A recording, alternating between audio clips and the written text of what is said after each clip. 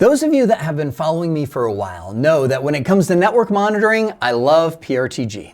So when Auvik came along and they said, Jeremy, we would love to sponsor you just installing and rolling out Auvik and record your initial impression. I was like, that's it? Just try it and whatever I think, just record that. And they're like, that's it. And I was like, all right. Now I can say after rolling it out, I think I know what Auvik wanted me to see. Let me show you. So I went to their website, clicked the Try Auvik Free. Simple enough. Fill in my information. Keep the box checked that says you will be contacted by Auvik, and yes, they will contact you. It was a funny, awkward phone call. I'll have to tell you later. Click the button, select what region I'm in and the custom URL that I want on the platform. I'll use NC Academy, type in a password, and show me my network map. And boom, after 10 seconds, I'm staring at a map and some administrative stuff over on the left-hand side. And let me move my head real quick. The only real blue button outside of contact sales is Add Site. So let's do that. I'm gonna click on Add Site. And I'm gonna call this site NCA Home because it's gonna be for my house because I actually have more equipment here than most production networks, don't you? And just take whatever authorization. It looks like this is the permissions. The authorizations from what I've set up from the parent organization, Network Chuck Academy. Click on Save, and it's going to add my first site after a few minutes. All right, NCA Home has appeared down here as a site. I'm gonna click on it. So the first thing it's gonna do is ask me to install a collector. This is kind of like a probe behind the firewall, discovering the network devices and servers and everything else that can be monitored. You can see I've got 4 options. I'm going to choose to set it up on a VMware server because I have one of those here, but any one of those options will do. It's going to download now. It's about 1.6 gigabytes. It's a full Ubuntu machine that's gonna run on my VMware server and act as that collector for my home. I've logged into my VMware server. I'm gonna hit this create and register VM, and I'm gonna choose an OVA file. Next. What is the name? I'll just call it Auvik Home Collector. And I'll select the files, go to my downloads, and there's the OVA file I just downloaded. Open that up, and next. Choose the data store that I want to deploy it on. Next, just keeping everything at default. Finish. Down at the bottom, I can see it importing that VM at 10 gigabits per second. And it's done. I'm gonna click over here on more VMs next to these virtual machine. There's my Auvik Home Collector. It's already powered on and it's running through its install process. While this is doing its thing, I'm gonna hop back over here to the Auvik side and click on Continue. And it looks like it already has discovered what network I'm running here at home, like 99% of the world, 192.168.1.0. Click on Continue, it's scanning that network. And it's asking me for some credentials. SNMP is the key credential to just about every network device. So I'm gonna log into my Ubiquity server and get the SNMP credentials out of there. There it is, that's my community string, kitsim123. Oh, interesting. I just click back on the VMware server and I see the Auvik collector is now running, connected, and approved. So that's doing its thing. Coming back here to the SNMP credentials, I'm gonna add credentials for my home cred. Paste that community string in there, save, and continue. And now it's going through the discovery process.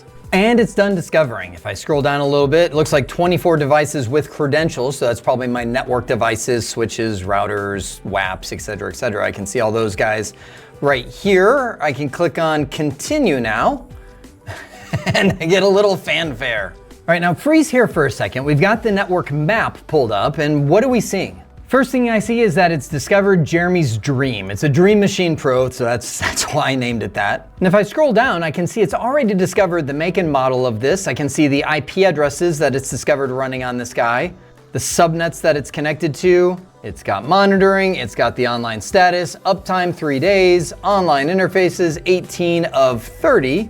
And there's all my interfaces with the IP addresses that belong on each one of them. Scroll back up here and that Dream Machine Pro is connected to what I call the Playroom MDF. It's already discovered what kind of switch that is, the VLANs that exist on it, the model number, software version, current uptime 69 days, the interfaces that are running, and what they're connected to.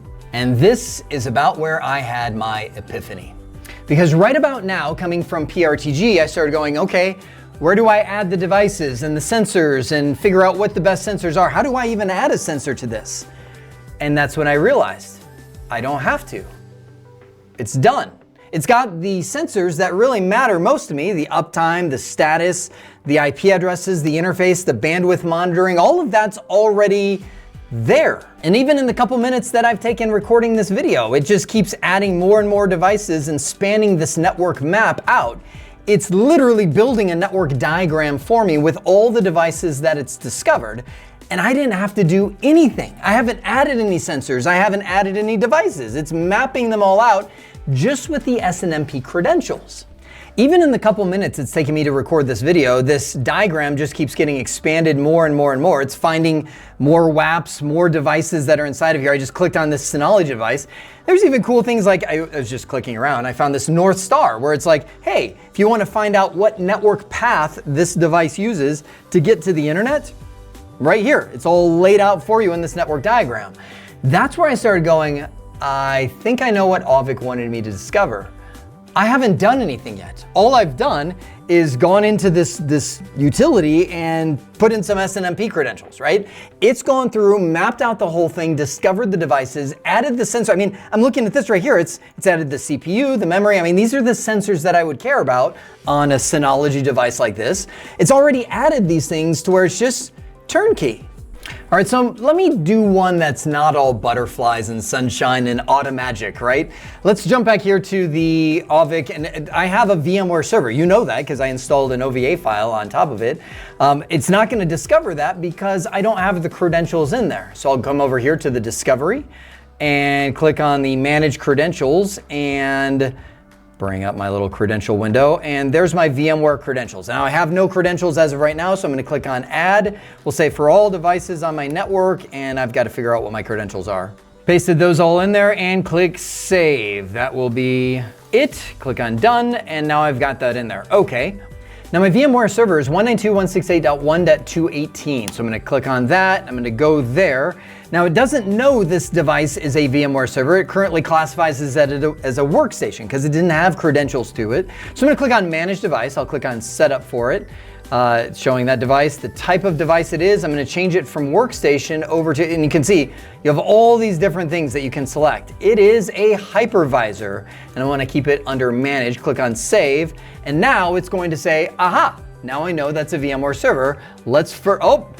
Even as I'm talking, it's popping up there and being like, aha, now I know what it is. It's VMware ESX8, and it's going through and discovering all the different things about it because I've put the credentials in there. It's got the interfaces, it's got the uptime. I'm sure it's going through and discovering the virtual machines even as we speak. Give it a moment to do that. Oh, wait, it's on a different tab. Click on the 5 virtual machines. There they are. 2 of them have data available because I've only installed VMware tools on 2 of those VMs. So if you look at this, in less than half an hour, I've got a whole network discovered, all the sensors added. Oh, look at that. I even have an alert happening on my VMware server.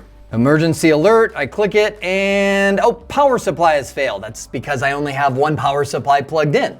I just saw it pop up on another monitor. I want to roll this in. I'm also getting an email to the account that I registered this thing on, VMware ESX8, power supply device has failed, it's triggered. And just like that, I think I was able to discover what Auvik wanted me to see.